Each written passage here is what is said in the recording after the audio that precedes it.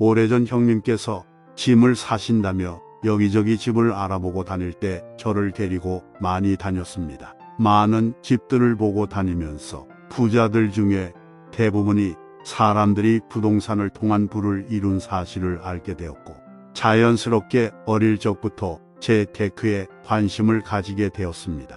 이때부터 재테크에 관계되는 책들을 이것저것 한 뭉치 사들고 와서 읽게 되었고, 전문가들의 강의를 듣기 위해서 이것저것을 찾아다녔습니다. 부동산에 대한 관심으로 시작된 재테크는 자연스럽게 주식이라는 것을 알게 만들었고, 당장 집을 살 여력이 부족했던 저에게 주식 투자는 큰 매력으로 다가왔죠. 당시 컴퓨터가 일반인들에게 보급되기 전이라 증권사 객장에 전방판과 모여든 사람들의 대화, 그리고 저에게는 절대적이었던 유료 전문가들이 말해주는 70 유료 서비스가 정보 모든 것이었습니다.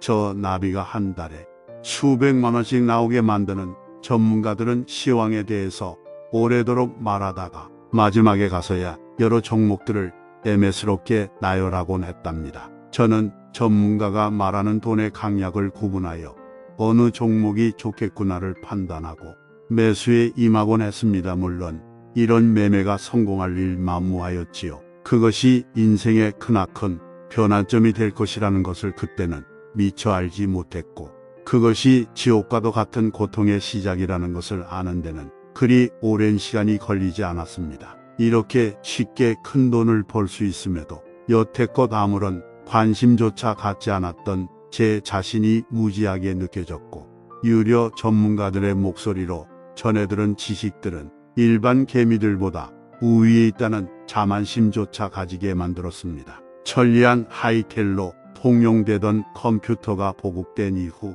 주식 투자를 위해서 가장 먼저 컴퓨터부터 샀고, 여기저기 PC방들이 생겨나기 시작하자 급기야 직장을 그만두고 전업 투자의 길로 들어서게 되었습니다. 전업 투자자가 될 무렵에는 이미 제가 가진 돈은 모두 탕진되어 있었고, 시작 전부터 일부 빚까지 안고 있었습니다.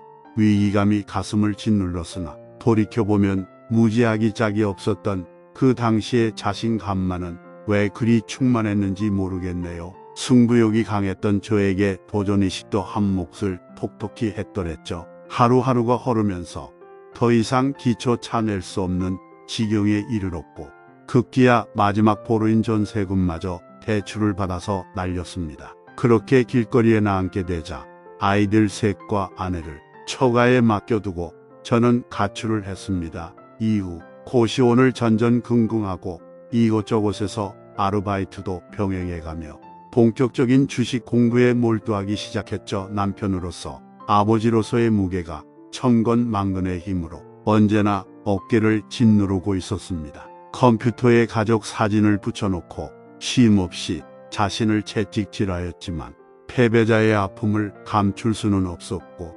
순간순간 포기 상태에 이르게 되면 죽음을 떠올리곤 했었답니다. 달랑 편지 한 통만 남겨둔 채 집을 나간 내 자신이 한심스럽기도 하였지만, 이대로 패배자로 성공하지 못하고 집에 들어가기는 싫었습니다. 아이들이 너무 보고 싶을 때면 저녁 시간 잠들기 전쯤에 집 앞까지 찾아갔습니다. 창가에 귀를 기울이면 달달대는 아이들의 목소리가 들려왔고, 그렇게 눈물을 흘리면서 발길을 돌리곤 하던 기억이 지금도 생생하네요. 시아비가 집 나간 줄도 모를 어린아이들, 그걸 숨기고 혼자 헤쳐나가고 있을 아내를 생각하니 더욱 열심히 했었습니다. 고시원 생활이 3년쯤 되었을 무렵 어느 순간부터 중간중간 큰 구원을 받아서 원위치가 되어 버리던 행태가 줄어들고 피해자의 돈이 쌓이기 시작했습니다. 실패의 원인을 찾아서 제거해 나가려고 애썼던 것들이 효력을 발휘하기 시작했죠. 금액은 크지 않았지만 이전에 맛보지 못했던 황홀함에 마시면 됐다 싶어 수년 만에 집을 차게 되었습니다. 아빠의 오랜 외줄로 아빠를 알아보지 못하고 둘째 아이 뒤에 숨어서 쳐다보던 막내의 눈빛을 평생 동안 잊을 수 없을 것 같습니다. 아내의 반응은 싸늘했지만 아이들 앞에서는 티내지 않으려 해주었습니다. 저 또한 자존심을 모두 버리고 노력을 아끼지 않았습니다.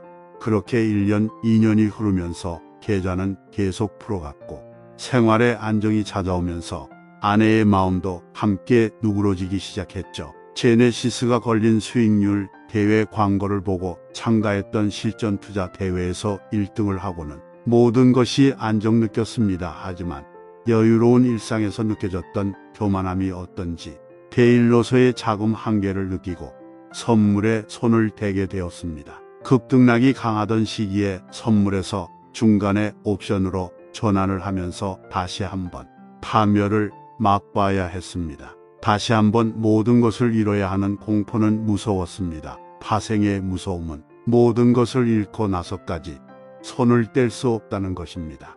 레버리지가 큰 곳에서 작은 것으로 다시 되돌아온다는 것은 손익과 관계없이 힘든 일임에 틀림없더군요. 파생으로 돈을 잃어 자금을 마련해야 했던 저는 제네시스를 팔았고 팔아야만 했던 자동차를 다시 찾아보려고 모 증권사에 BMW가 걸린 광고를 보고 8주간의 대회에 도전을 했습니다. 그러던 어느 날 아침 일찍부터 전화벨이 울립니다. 아버지셨습니다. 아프 어머님께 무슨 일이 생기셨나? 불안한 마음으로 전화를 받으니 말씀을 하십니다네. 엄마가 며칠 못 살 것 같다. 다른 자식들도 이번 주말에 다 오라고 했다. 너도 오라. 마지막으로 내 엄마 얼굴은 봐야지. 무겁게 가라앉은 아버지의 목소리가 슬픔에 젖어 있으셨습니다. 항상 자식들 앞에서 언제나 당당하시던 아버지의 음성이 가늘게 떨리고 있음을 쉽게 느낄 수 있었고 갑자기 보고 있던 모니터 화면이 부옇게 안개가 낀 것처럼 눈앞이 흐려집니다.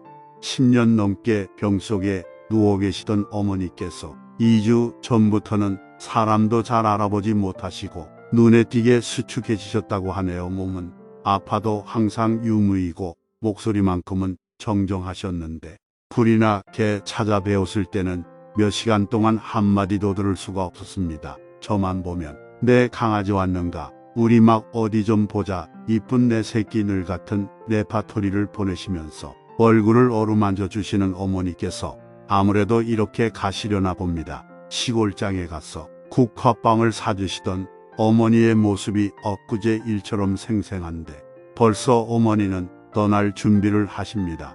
그리고 대회 마감을 이틀 앞둔 날 어머니께서는 돌아가셨습니다. 어머니의 임종을 겪으면서 불타던 의지도